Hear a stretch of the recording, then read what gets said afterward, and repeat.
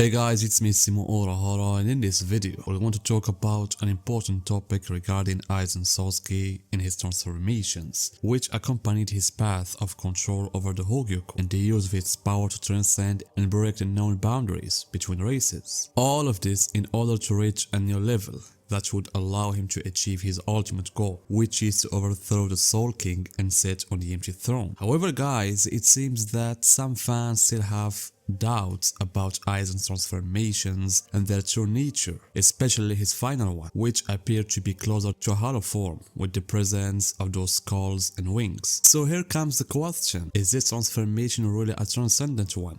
Or is it simply another form of Hollowfication? This very question guys was asked to Kubo when a fan mentioned that Aizen underwent transformations through the Hogyoku, resembling butterflies and skulls. The fan also noted that Aizen Sasuke described himself as having transcended both the Shinigami and Hollow states and became a transcendent, and that he had also told Ichigo that he had broken these barriers but only for a short time. So does Aizen's development through the Hogyoku represent just another form of Hollowfication? Kubo replied by saying that Aizen's notion of transcendence refers to the act of surpassing the boundaries of the soul.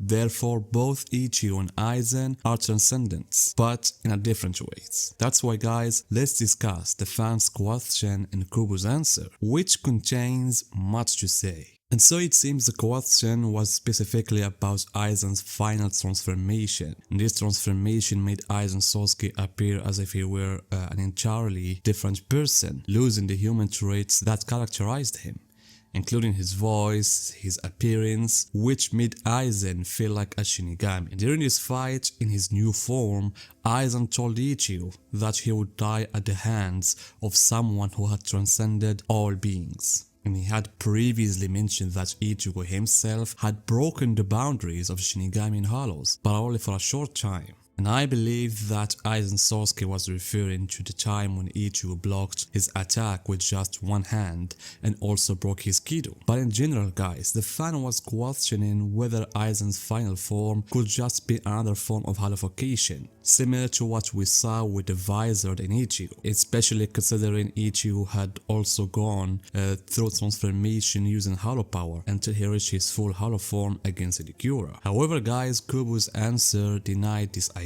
and emphasized two important points. The first point is that Aizen's transformation is not a type of Hollowfication, and this was clear, even though Aizen's appearance, as I mentioned, seemed close to a hollow form, but in the end, he truly transcended the issue of breaking boundaries between Hollow and Shinigami, as seen in the Visor and the Rancor, to the point where his Ryatsu could no longer be sensed by Shinigami or any other being, especially since Aizen had previously said that he became a transcendent before even reaching his final form. In that form, he was able to use teleportation and cast Hado 90 with full incantation, and in that scene he said that he performed the incantation while already a transcendent being. And so we can say that Aizen truly reached this level once his Ryatsu as a Shinigami was gone, and the Hogyoku began to merge with his body, changing Aizen's entire body as he entered his cocoon-like state. And this was the phase in which Aizen's body was truly changing from a soul that was just Shinigami into a being beyond that. Of course, all of this was thanks to the Hogyoku, and this leads us guys to the second point, when Kubo described Ichigo and Aizen as transcendent beings.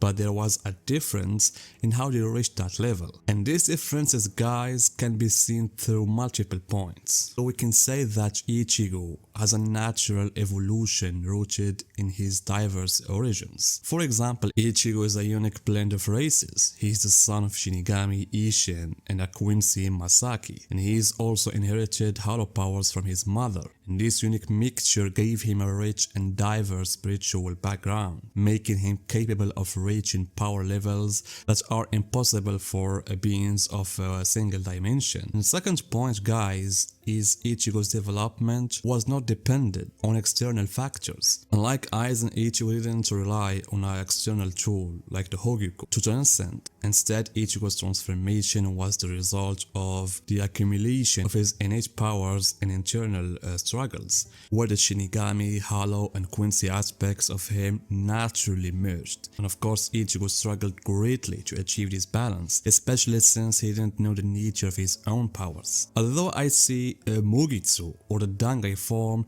the peak of his evolution, Ichigo's transcendence was represented in the technique Mugitsu, which emerged as a result of releasing all his mixed powers at a critical moment.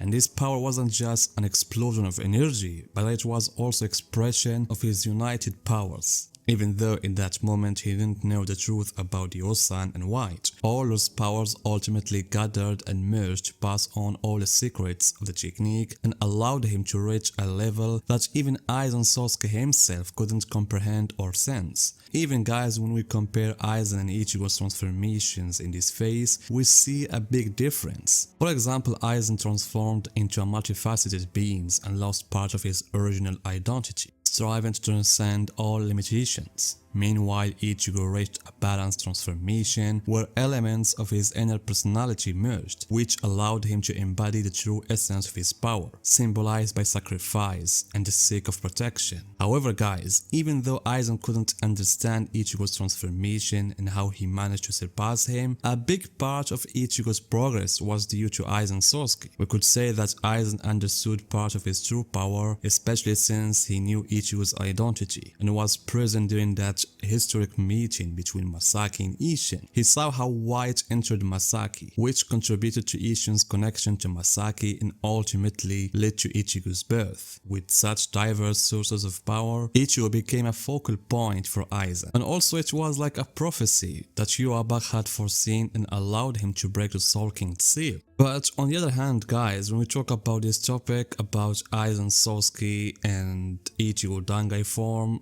we directly go to another comparison. Who is stronger, Ichigo Dangai or Ichigo with his true Shikai? Or who is stronger, Aizen monster form or Aizen the Mugen? That's why guys, honestly, I wish this question could be posed to Kubo, especially concerning Ichigo's Dangai form. I still believe that Ichigo used his full power there, without suppression of power from the Osan, due to several things present in the manga that I have previously talked about them in several videos. But as I mentioned, I hope one day Kubo will answer this question, although also I know that even if he gives us an answer, it might be vague as always, as he did with many questions of that style. In the end guys, what do you think about Kubo's answer in this topic in general?